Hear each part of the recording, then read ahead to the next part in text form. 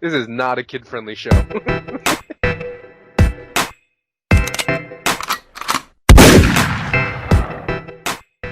Yo, what's really good, my dude? So today is November 28th, 2016, and we got another RuneScape update for y'all. First and foremost, you can now purchase your Premier Club packages, so get on it if you want it. Here it is. Those of you who are curious about specifically the Gold member, here's what you're going to get. 30% off year's membership. The Desert Pantheon Aura, which I made a video about, you can check it in the description below. Menafite Ancient Outfit, 1 extra treasure hunter key a day, 150k loyalty points, 50% off rune metrics, VIP world access, VIP forum access, a forum badge, a chat badge, Premier Club exclusive Q&As, prepaid card promotion items, and access to old school member content. This is probably one of the best Premier Clubs we've had in a while in terms of the value, so I would say it's definitely worth picking it up if you got about 80 bucks to drop. Obviously varies based on your location. Anyways, that's all I really want to talk about the Premier Club. Let's move on. So this week we see the return of the winter weekends. This is not necessarily a game update, but every weekend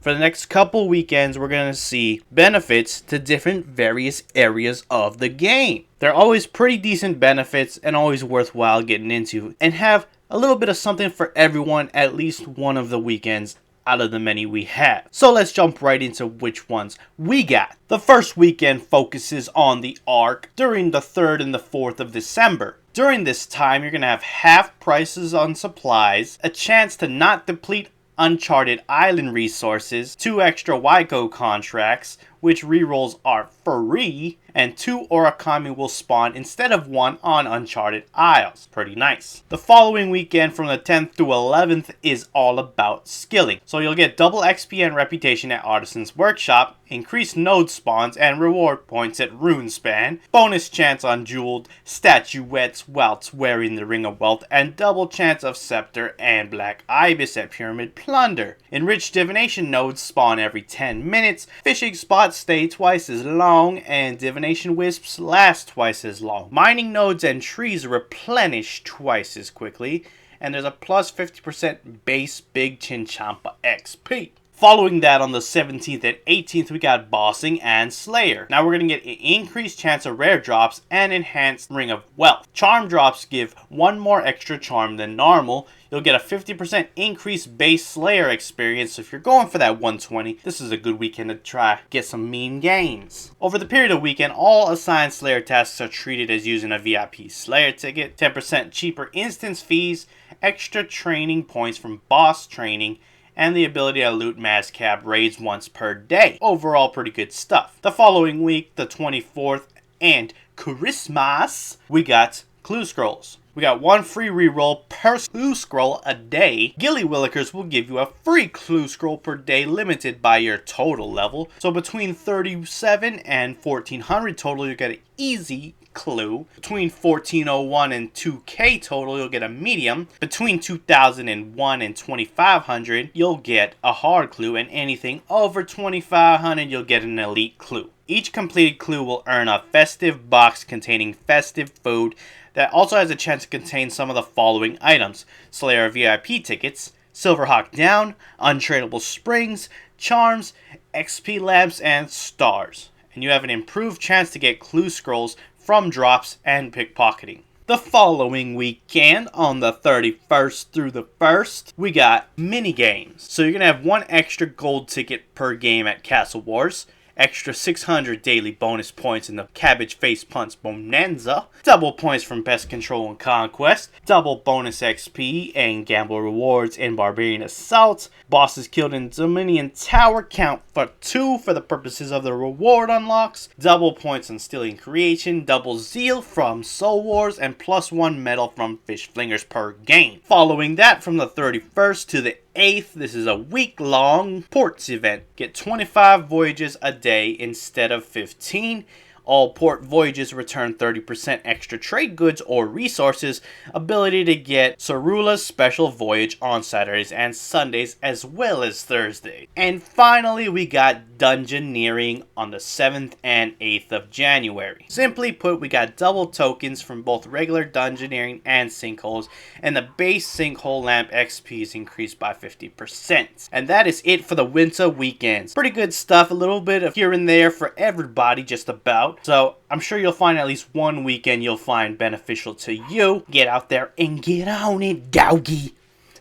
With that out of the way, let's get into these patch notes, dog. First, let's talk about the mod Shawnee tasers, and then we'll get into any others afterwards. First up, the chic scarves now can be recolored, and the colors are unlocked automatically if you have the scarf. They've standardized the teleport interfaces for the Slayer ring and the Ferocious ring to bring it in line with modern day interfaces. All Dungeoneering Garaho familiars have had their strength buffed, and all healing familiars in Dungeoneering have had their scroll healing increased and a flat healing buff to food scales. You can now do the 2014 version of the 15th year emote, which is cool. Now we got several updates to RuneSpan.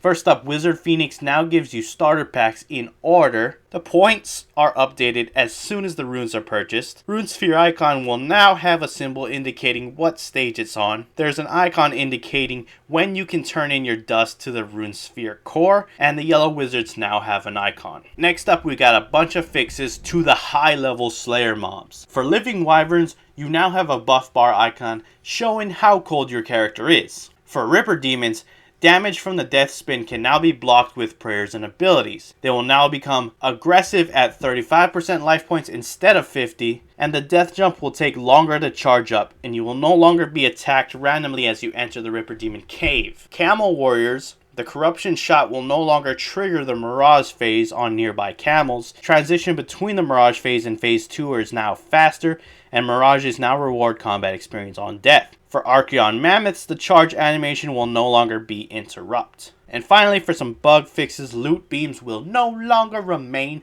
forever. Moving on to the rest of this week's patch notes, we got Sarah Doman and Zamorak treasure trail armors no longer give Sarah and Zami components. Rune pouches will now work correctly with the Make X system. Buying adrenaline crystals from Mandrith will now give the correct amount.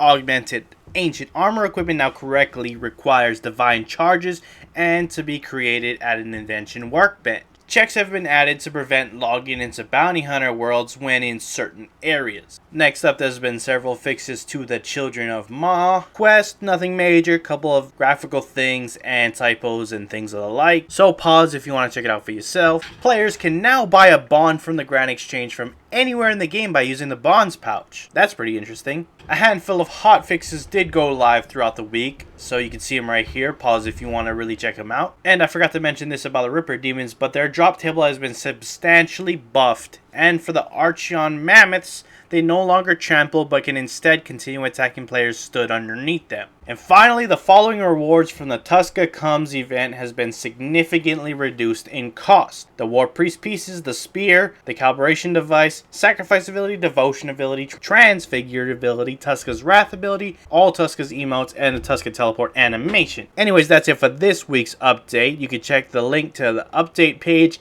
and the patch notes if you want to check those out for yourself. Those will be in the description below, so go check it out. If you liked the video, hit that like button, and if you enjoyed me, why not subscribe? I got news about RuneScape almost every single day on my channel, so you don't want to miss out on any of those. Anyways, thanks for watching, my dudes. I'm out.